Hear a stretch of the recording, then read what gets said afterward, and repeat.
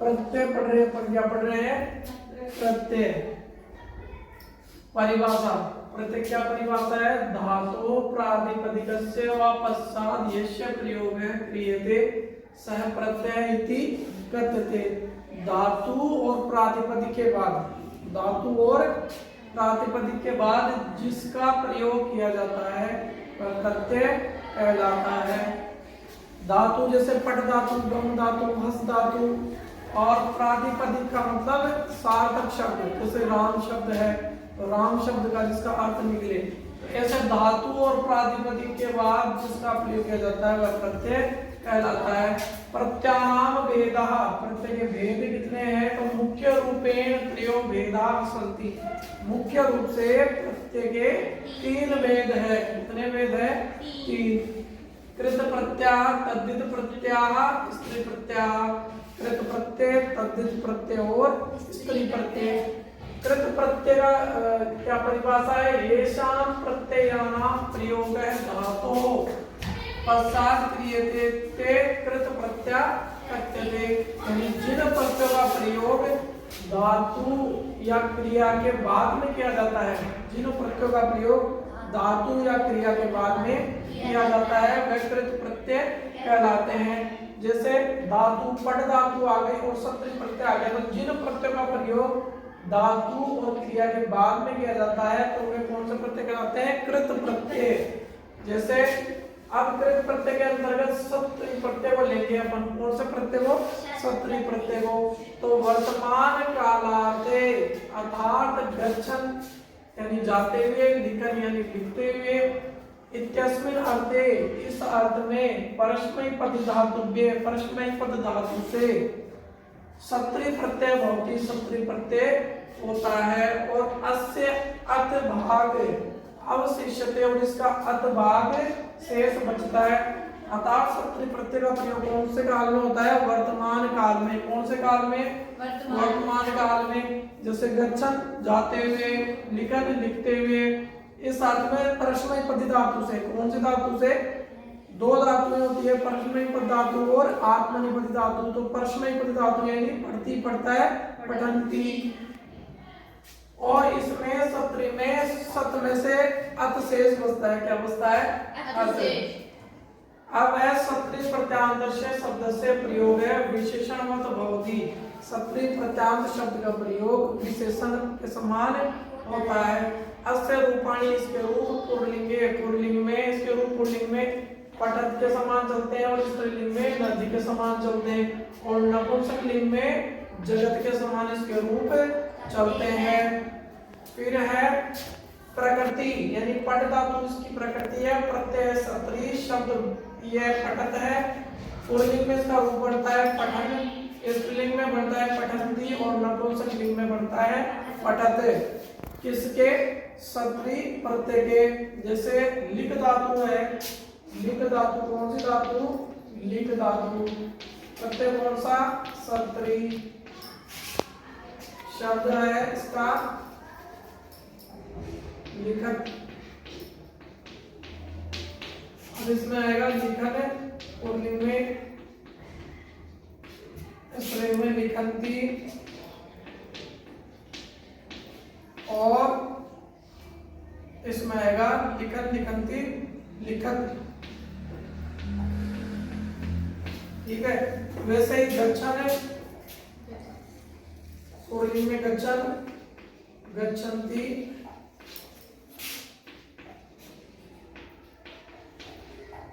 गच्छन्।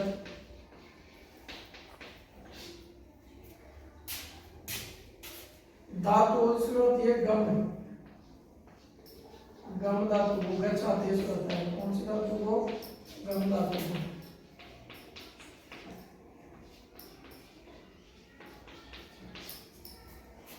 तो हमने सत्री प्रत्यय के बारे में विस्तार पूर्वक अध्ययन कर लिया। ठीक है। आज संस्कृत कक्षा 10 के प्रत्ययों में तव्यत प्रत्यय का अध्ययन करेंगे। कौन से प्रत्यय? तव्यत प्रत्यय। तो तव्यत प्रत्यय की परिभाषा क्या है कि तव्यत प्रत्यय से प्रयोग है हिंदी भाषाया चाहिए अथवा योग्य है इत्यस्मिन् अर्थे भवति। तव्यत् प्रत्यय का प्रयोग हिंदी भाषा में चाहिए अथवा योग्य अर्थ में प्रयोग इसका होता है। अस्य तव्य भाग है अवशिष्यते, और इस तव्यत् प्रत्यय में क्या लगता है? तव्य। क्या शेष बचता है? तव्य। तकार से च लोप भवति, और इसके जो तकार है ये इसका लोप हो जाता है। तो जब लोप होता है तो फिर क्या शेष बचता है? तव्य। क्या शेष बचता है? तव्य। अयम प्रत्यय है भाववाच्य अथवा कर्मवाच्य, ये प्रत्यय भाववाच्य अथवा कर्मवाच्य में इसका प्रयोग होता है। यानी तव्यत् प्रत्यय का प्रयोग कर्मवाच्य या फिर भाववाच्य में इसका प्रयोग होता है। तव्यत् प्रत्यांत शब्दानाम रूपाणि पुल्लिंगे रामवत स्त्रीलिंगे रमावत नपुंसकलिंगे च पदवत चलन्ति। अब जो तव्यत् प्रत्यांत शब्द है इसके रूप जो है वो पुल्लिंग में तो राम के समान चलते हैं, राम है, रामो, रामः, और स्त्रीलिंग में रमा के समान चलते हैं, रमा, रमे, रमाः, और नपुंसकलिंग में फल के समान चलते हैं, फलम, फले, फलानि। अब तव्य प्रत्यांत शब्द है उसके उदाहरण देखेंगे। क्या देखेंगे? उदाहरण।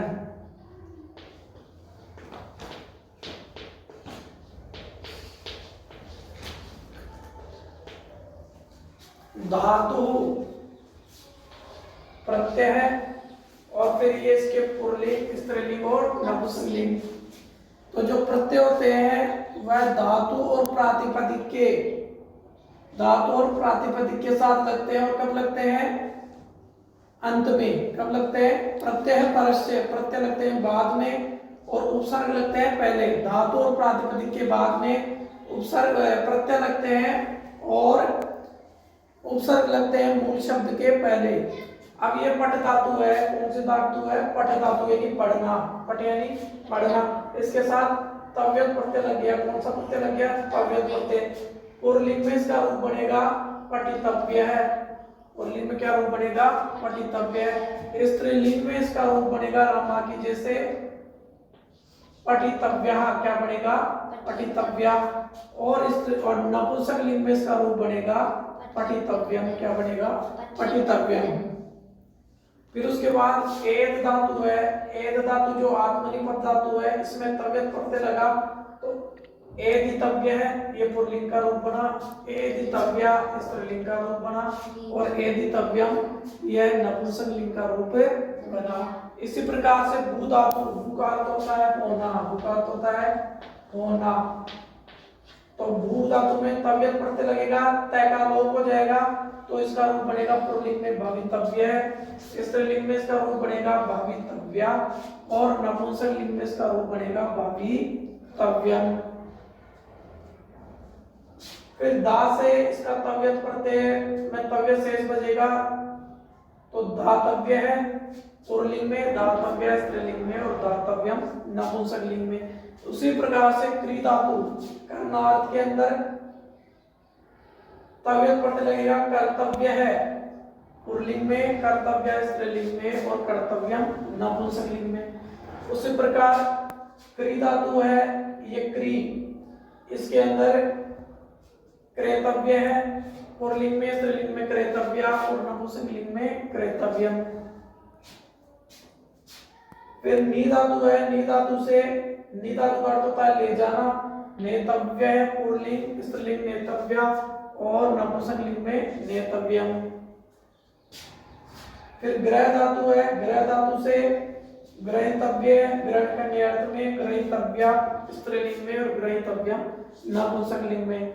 फिर चुर धातु यानी चुराना अर्थ में चोरितव्य, चोरितव्या और चोरितव्यम। फिर जी धातु है, जीतने अर्थ में जेतव्य है, जेतव्या और जेतव्यम नपुंसकलिंग में। तो यहाँ जो धातु दी गई है उस धातु के साथ तव्यत् प्रत्यय लगा है, तव्यत् में से तव्य शेष बचा है और पुल्लिंग, स्त्रीलिंग और नपुंसकलिंग तीनों में इसके रूप बने हैं। दोबारा से एक बार रिवाइज करते हैं। तव्यत् प्रत्यय में तव्यत् प्रत्यय का प्रयोग हिंदी भाषा में चाहिए अथवा योग्य इत्यस्मिन अर्थे होती है, चाहिए योग्य अर्थ में इसका प्रयोग होता है। ये जैसे सह पठितव्य है, जैसे हम यहाँ पे लिख देते हैं कि सह पठितव्य है, सह पठितव्य है, तो सह यानी वह, और पठितव्य यानी इसका चाहिए अर्थ में हो गया तो पढ़ना। पढ़ना कैसे हुआ, पट धातु से लगाए ना ये, तो पट धातु से लग करके फिर इसमें चाहिए तबियत पढ़ते लग गया तो इसका अर्थ चाहिए हो गया। तो वह पढ़ना या उसे, वह या उसे पढ़ना चाहिए, वह या उसे पढ़ना चाहिए, इसका प्रयोग हो गया इसके अंदर वाक्य में। फिर है सा, स्त्रीलिंग में यदि करें तो सा पठितव्या, सा पठितव्या यानी उसे पढ़ना चाहिए।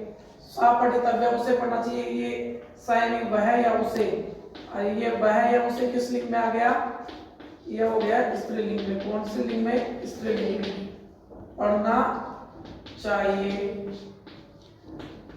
उसके बाद में तीसरा है नपुंसक लिंग में, तीसरा कौन सा है, नपुंसक लिंग में है तो पठितव्यम, पुल्लिंग और स्त्रीलिंग का प्रयोग इसमें अधिकतर होता है। फिर उसके बाद में जैसे ये मान लो अपन लिखे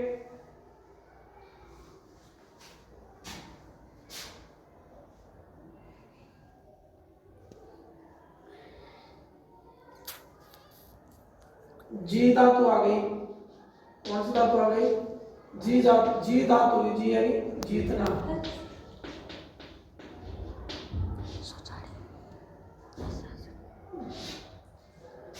जी धातु जीतने अर्थ में आ गई, और दा यानी देने अर्थ में, दा धातु देने अर्थ में।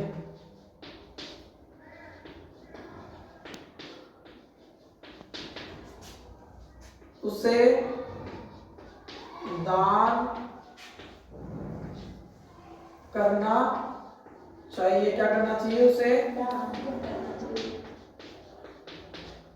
तो सह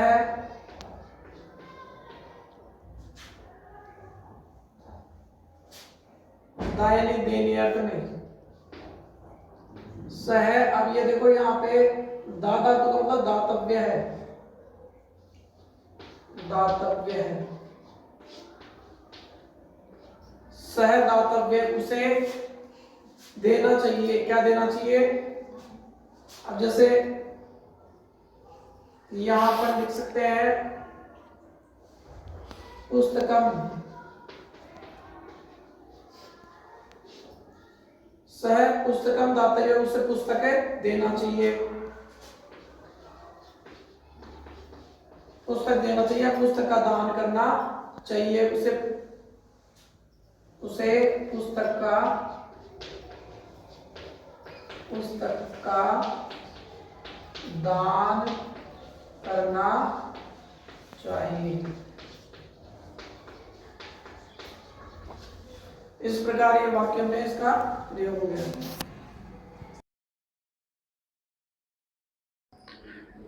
हणि प्रत्यय, कौन सा प्रत्यय, णि प्रत्यय। णि प्रत्यय की क्या परिभाषा है, ऋकारांतेभ्यः नकारांतेभ्यश्च प्रातिपदिकेभ्यः शब्देभ्यः स्त्रियाम स्त्रीलिंगे णिप प्रत्ययो भवति। यानी ऋकारांत और नकारांत प्रातिपदिक शब्दों से, ऋकारांत और नकारांत प्रातिपदिक शब्दों से स्त्रियाम स्त्रीलिंगे, स्त्रीलिंग में णिप प्रत्यय होता है। कौन सा प्रत्यय होता है, णिप प्रत्यय होता है। अब णिप प्रत्यय से ई अवशिष्यते, णिप प्रत्यय है उसमें ण और पै की, ण और पै, इसकी इस संज्ञा होने के बाद में क्या बचता है, ई, क्या बचता है, ई शेष बचता है। कौन सा ई, बड़ा ई। अब इसके उदाहरण देखते हैं। शब्द क्या है, कत्री शब्द है और णिप प्रत्यय लगेगा, तो कत्री शब्द से णिप प्रत्यय लग करके क्या बनेगा, कत्री, क्या बनेगा, कत्री। फिर उसके बाद में है कामिन शब्द, कामिन शब्द से णिप प्रत्यय लग करके बनेगा कामिनी। दंडिनी शब्द से णी प्रत्यय लग के बनेगा दंडिनी। राजन शब्द से णी प्रत्यय लग करके क्या बनता है? रागी। क्या बनता है? रागी। कुरुचर शब्द से णी प्रत्यय लग करके बनता है कुरुचरी। नद शब्द से णी प्रत्यय लग करके बनता है नदी। मद्रचर शब्द से णी प्रत्यय लग करके बनता है मद्रचरी। चिरंट शब्द से णी प्रत्यय लग करके बनता है चिरंटी। सौपर्णेय शब्द से णी प्रत्यय लग करके क्या बनता है? सौपर्णेयी। वैनतेय शब्द से णी प्रत्यय लग करके बनता है वैनतेयी। कुंभकार शब्द से णी प्रत्यय लग करके बनता है कुंभकारी। पार्वत शब्द से णी प्रत्यय लग करके बनता है पार्वती। औत्स शब्द से णी प्रत्यय लग करके बनता है औसी। उरुद्वयस शब्द से णी प्रत्यय लग करके बनता है उरुद्वयसी। यादृक शब्द से णी प्रत्यय लग करके बनता है यादृशी। कुमार शब्द से णी प्रत्यय लग करके बनता है कुमारी। किशोर शब्द से णी प्रत्यय लग करके क्या बनता है? किशोरी। वदुट शब्द से णी प्रत्यय लग करके बनता है वदुटी। अब यहाँ कुछ द्विगु संज्ञक शब्द है। कौन से संज्ञक शब्द है? द्विगु संज्ञक शब्द, जिसमें द्विगु के अंदर पूर्व पद संख्यावाची होता है। संख्यावाची जैसे पंच यानी 5, तो पंचपूल प्लस ऋण प्रत्यय लग करके बनता है पंचपूली। पंचमूल शब्द से ऋण प्रत्यय लग करके बनता है पंचमूली। त्रिलोक शब्द से ऋण प्रत्यय लग करके बनता है त्रिलोकी। और अष्टाध्याय से ऋण प्रत्यय लग करके बनता है अष्टाध्यायी। तो जो णिप प्रत्यय है, णिप प्रत्यय स्त्रीलिंग प्रत्यय है। कौन सा प्रत्यय? स्त्रीलिंग प्रत्यय है। णिप प्रत्यय की परिभाषा क्या है? कि ऋकारांत शब्दों से, कौन से शब्दों से? जिन शब्दों के अंत में री आए, क्या है? री। या फिर नकारांत शब्दों से, जिन शब्दों के अंत में क्या है? नकार आए। तो जैसे कतरी के अंदर री है, कतरी, और कामिन के अंदर न है, नकारांत है। ठीक है, तो ऋकारांत और नकारांत शब्दों से, प्रातिपदिक शब्दों से, प्रातिपदिक शब्द होना चाहिए, यानी प्रातिपदिक किसको कहते हैं? सार्थक शब्द, जिसका कोई सार्थक अर्थ निकले। उन शब्दों से स्त्रीलिंग में णि प्रत्यय होता है। स्त्रीलिंग में णि प्रत्यय होता है। जैसे कतरी प्लस निप, ये ऋकारांत शब्द हो गया, तो हमने इसमें णि प्रत्यय कर दिया। णि में से क्या बच गया? ई। क्या बच गया? ई। तो णि ये बच गया, तो इसका कैसे बनेगा? कतरी प्लस ई, बड़ी ई की मात्रा लग जाएगी, तो ये तय और ये क्या है? र। तो तय और र मिलकर के तो क्या बनता है? त्रय। क्या बनता है? त्रय। और इसमें बड़ी की मात्रा लग जाएगी तो क्या बन जाएगी? त्री। तो ये बन जाएगी कत्री, और ये ऊपर लग जाएगा तो कत्री इसका रूप बन जाएगा। उसी प्रकार ये सारे उदाहरण है, ये भी उदाहरण सेम है, बस इसमें क्या देखना है? ये द्विगु संज्ञक है। कौन सा संज्ञक है? द्विगु संज्ञक। यानी जहाँ पे संख्यावाची शब्द आ जाए, कौन से? पंचपूल, पंचमूल, त्रिलोक और अष्टाध्याय, उनमें णिप प्रत्यय लग करके पंचपूली, पंचमूली, त्रिलोकी और अष्टाध्यायी रूप बनता है। स्त्रीलिंग में हम पढ़ रहे हैं णिप प्रत्यय। कौन सा प्रत्यय पढ़ रहे हैं? णिप प्रत्यय। अब णिप प्रत्यय की श्रेणी के अंदर एक सूत्र आता है उगितस्य। कौन सा सूत्र आता है? उगितस्य। यह सूत्र क्या कहता है? कि येषु प्रत्ययेषु उरिद्रि इत्येषाम वर्णानाम इत्संज्ञत्वे लोपः जातः ते उगित प्रत्यय है। कि जिन प्रत्ययों में उ, रि और लृ इत्येषाम, इन वर्णों की इत्संज्ञत्वे, इस संज्ञा होने के बाद में लोप है जाता है। इस संज्ञा हो गई, फिर उसके बाद में इनका लोप हो गया, तो लोप होने पर ते उगित प्रत्यय, वे कौन से प्रत्यय श्रेणी में आते हैं? उगित प्रत्ययों की श्रेणी में आते हैं। तई ही प्रत्यय ही, वह प्रत्यय ये शब्दाः निर्मिताः, जिन शब्दों से निर्मित है या बने हैं, ते उगिदंताः शब्दाः, वे कौन से शब्द कहलाते हैं? उगिदंत शब्द। उगिदंत शब्द प्रातिपदिका, वे उगिदंत शब्द या प्रातिपदिक व तेभ्य उगिदंतेभ्य है। उन जो उगिदंत शब्दों से, प्रातिपदिक शब्दों से स्त्रीयाम, स्त्रीलिंग में णिप प्रत्यय होता है। क्या कह रहा है, एक बार दोबारा से समझना। उगितस्य सूत्र ये कहता है कि जिन प्रत्ययों में उ री लृ इन वर्णों की इस संज्ञा होने के बाद लोप हो जाता है, लोप होने पर वे उगित प्रत्यय कहलाते हैं। वे प्रत्यय जिन ये शब्दाह जिन शब्दों से निर्मित है वे उगिदंत शब्द प्रातिपदिक जो है उनसे उगिदंत शब्दों से स्त्रीलिंग में णिप प्रत्यय होता है। कैसे, जैसे शब्द है भवतु, क्या है भवतु, तो इसमें क्या है उ, क्या है उ, क्या है उ, तो उगितस्य से क्या होता है, इसका लोप हो जाता है, यानी इस संज्ञा होने के बाद में लोप हो जाता है। इस संज्ञा हो करके लोप होने के बाद में उ की इस संज्ञा हो गई, लोप हो गया तो क्या बच गया, तय शेष बच गया। तो भवत शब्द हो गया, तो भवत शब्द से फिर निप प्रत्यय हुआ, निप में से ई बचा, ई बचने के बाद भवत प्लस ई, ठीक है, तो फिर ये क्या बनेगा भवती, क्या बनेगा भवती। श्रीमतुप शब्द है, श्रीमतुप शब्द में इस पै की संज्ञा हो गई, ऊ की संज्ञा हो गई, श्रीमत बच गया, क्या बच गया श्रीमत। क्यों बच गया, यहाँ पे तू है, तू में से ऊ का लोप होते ही तय क्या हो जाता है हलंत, क्या हो जाता है हलंत। हलंत होने के बाद में अभी यहाँ पे श्रीमत बच गया, पै की भी संज्ञा हो गई, श्रीमत शब्द बच गया। श्रीमत शब्द बनने के बाद में इसमें णिप प्रत्यय हो गया, और णिप प्रत्यय के बाद में श्रीमत में ई आएगा तो बनेगा श्रीमती, क्या बनेगा श्रीमती, ये रूप श्रीमती यहाँ पे बन रहा है। उसके बाद बुद्धिमतुप में भी पै की संज्ञा हो गई, ऊ की संज्ञा हो गई, तो बुद्धिमत शब्द बच गया। बुद्धिमत शब्द से णिप प्रत्यय लगेगा, ई आएगा तो बुद्धिमती रूप बन जाएगा। उसी प्रकार रूपमतुप शब्द है, उससे रूपवत शब्द, इसकी ऊ की पै की संज्ञा हो जाएगी, लोप हो जाएगा और णिप प्रत्यय लग करके रूपवती बन जाएगा। ये जंत्री शब्द है, रिकारांत शब्द है, इसमें रिकारांत शब्द भी दे रखा है।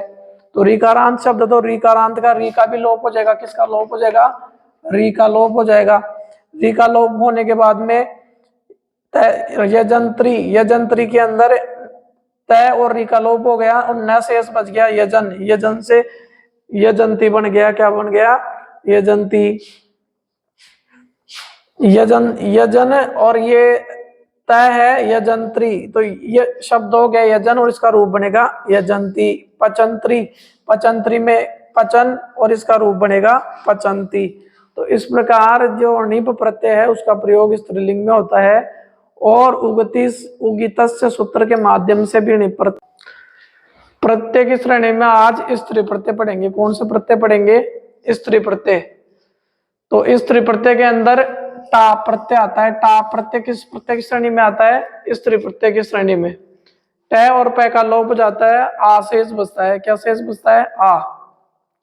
तो अजाद तष्टाप है, ये सूत्र है, ये सूत्र क्या कहता है कि अजादिभ्य है अकारांतेभ्यस्य प्रातिपदी केभ्य स्त्रियाम टाप प्रत्ययो भवति, कि आजादी गण और अकारांत जो प्रातिपदिक शब्द है उनसे स्त्रियाम स्त्रीलिंग में टा प्रत्यय भवति, टा प्रत्यय होता है।